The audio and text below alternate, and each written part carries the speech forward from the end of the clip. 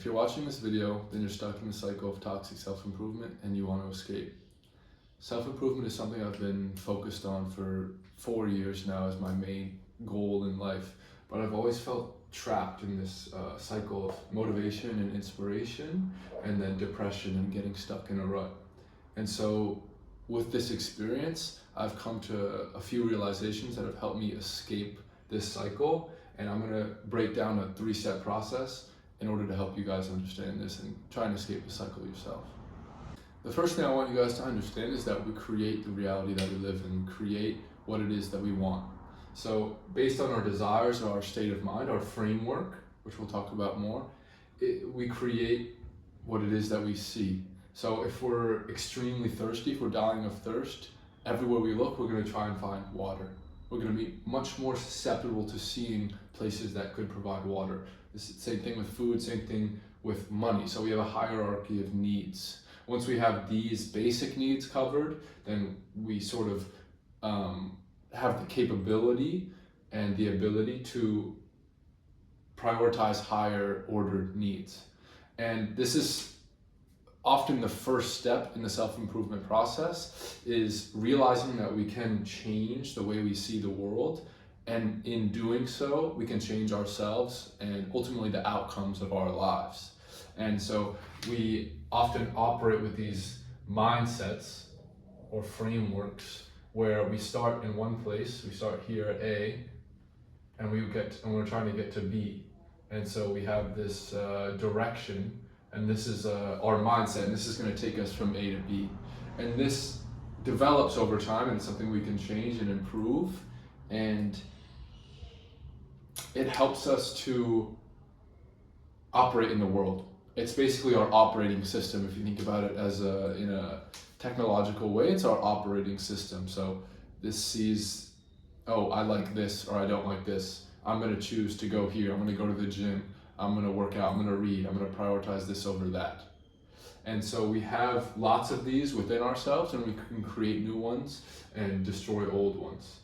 And this is the first thing I want you guys to understand, because this is the first step in the self-improvement journey, is realizing that we can change the way we see the world, and in doing so, change the outcomes of our lives. And furthermore, these mindsets or frameworks are deeply embedded and essential to our dopaminergic pathways. So the feeling that we get when we move from A to B, that we feel like we're progressing, that we feel like we're getting better in life, that we're becoming a better person, or we're moving closer to our goal, that feeling gives us tremendous purpose and energy. And so it really motivates us to move along the path. And this is often the first step in the cycles. You see something that really motivates you or drives you to become better, and then you start to do that and you feel so fantastic. You feel like you're the king of the castle, and you can really make meaningful change in your life. The next step in this journey is, once you realize the possibility of change and the fact that you can get better and you can improve, you start to really work and try and refine these frameworks. And that you feel yourself moving forward, you feel yourself getting better, and you can see that the framework gets more refined, so you feel more confident in yourself and in the journey that you're on. And furthermore, you start to really identify with your framework. It becomes your identity, it becomes part of your ego, where you are the person that does this, and this is what you do, and you don't want people to threaten that or question that, because it feels like such an integral part of who you are. And so the question is, and really the purpose of this video is, what do you do when this fails?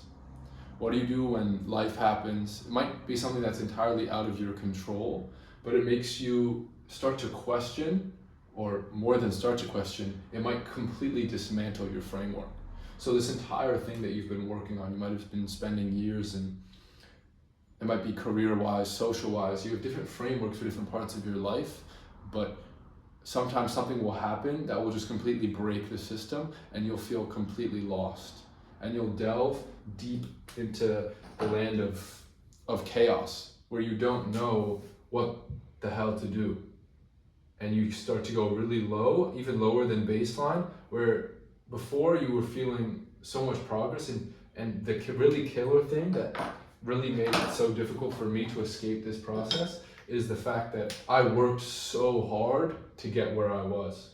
I worked so hard on this framework of going to the gym, reading, all these things, to where I felt like, oh man, I put in all this work, but I'm still here. But I'm still lost. And it's almost like a doubling down of loss, because losing feels twice as good as winning, where, wow, I put in all that work and I'm still here, what's the point? And then you get stuck in this cycle of, okay, you go lost, and you can often, and this would happen to me all the time, is I would get stuck here for a long time. I would get stuck here, self-pity, or just really going back to bad habits, going back to your old frameworks that you might have had as a teenager or even younger, of bad habits, feeling sorry for yourself, not moving forward.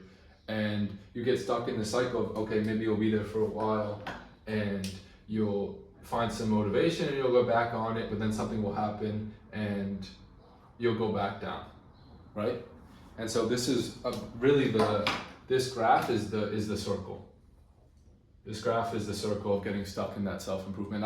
You really need to understand about how this happens, and you can see this often in your life. Is you'll go through phases of really deep inspiration, and then you'll go through really deep depression. And it's something that I struggled with for years, and I only recently figured out a slight tweak or new ideas in order to try and escape this and make this process a whole lot easier. And that's what I'm going to talk about next, is the key to escaping this and how to improve this process.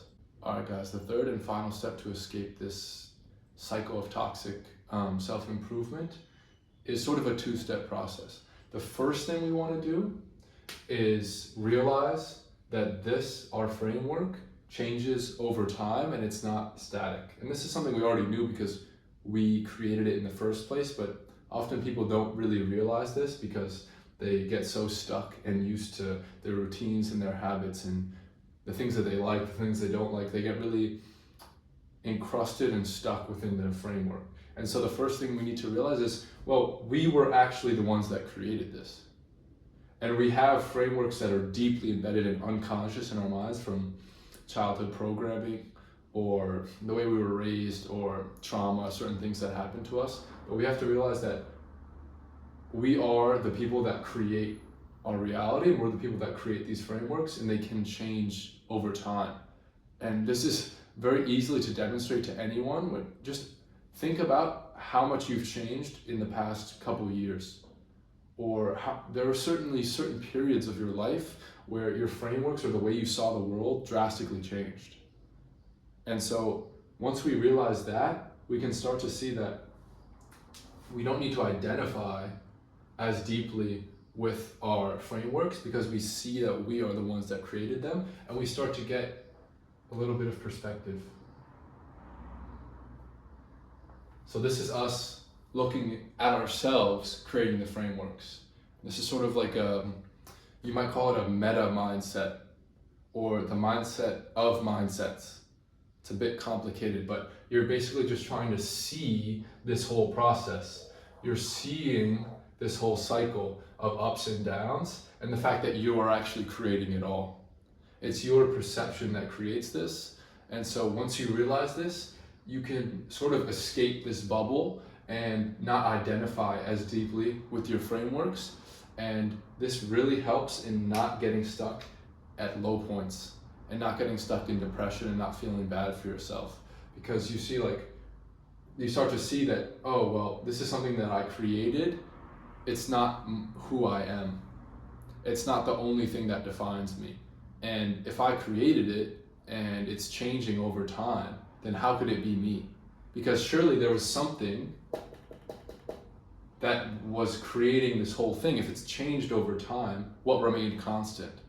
And the answer is your soul, or your consciousness, or your higher self, whatever you want to call it. And this is something that some people find to be a little bit esoteric or out there, but it's quite easy to demonstrate when you see that, well, this has changed over time. So something must have stayed constant. And so this is really the key to escaping this cycle. Is first step is creating a little meta mindset of realizing that, okay, I'm the one creating these mindsets. So I'm going to try and develop a system or just protocols for improving, knowing that, okay, sometimes I'm going to go down, sometimes I'm going to go up, trying to stay more basic, trying to stay more grounded or level.